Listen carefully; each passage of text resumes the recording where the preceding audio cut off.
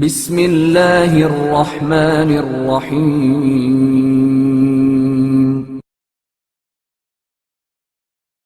حضرت صلی اللہ علیہ وآلہ وسلم اور کھجور کا سوکھا درخت۔ حضرت علی علیہ السلام کی والدہ ماجدہ جناب فاطمہ بنت اسد سلام اللہ علیہا بیان فرماتی ہیں کہ میرے گھر میں کھجور کا ایک درخت تھا جو کافی مدت سے سوکھا تھا۔ حضور صلی اللہ علیہ وآلہ وسلم نے فرمایا، چچی جان یہ کھجور کا درخت کب سے خشک ہے؟ پھر حضور صلی اللہ علیہ وآلہ وسلم نے خود ہی فرمایا، چچی جان جس خدا نے اسے خشک کیا ہے کیا وہ خدا اسے سرسبز نہیں کر سکتا؟ ادھر جیسے ہی حضور صلی اللہ علیہ وآلہ وسلم نے یہ فرمایا، کھجور کا وہ درخت سرسبز ہو گیا۔ جناب فاطمہ بنت اسد سلام اللہ علیہا ارشاد فرماتی ہیں، بیٹا یہ تو سرسبز ہو گیا۔ تو حضور پرنور صلی اللہ علیہ وآلہ وسلم ارشاد فرماتے ہیں، چچی جان جس خدا نے اسے سرسبز کیا ہے کیا وہ خدا اس پر پھل نہیں لگا سکتا؟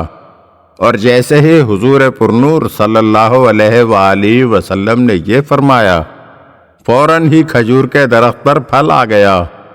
جناب فاطمہ بنت اسد سلام اللہ علیہا فرماتی ہیں، بیٹا اسے پھل تو لگ گیا لیکن ابھی پکا نہیں۔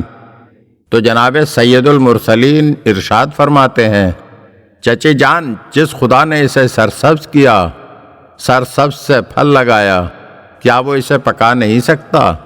تو جناب فاطمہ بنت اسد سلام اللہ علیہا مسکرا کے فرماتی ہیں، بیٹا یہ تو پھل بھی لگ گیا لیکن یہ پھل میں اتاروں کیسے؟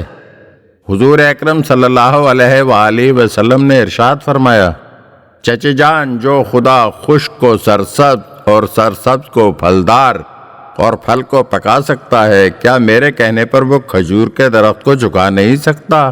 جیسے ہی حضور اکرم صلی اللہ علیہ وآلہ وسلم نے یہ فرمایا، کھجور نے جھک کر آپ کے قدموں کے بوسے لے لیے۔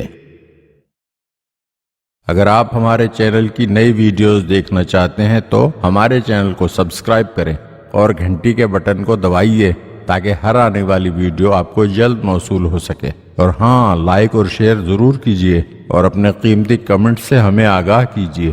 شکریہ۔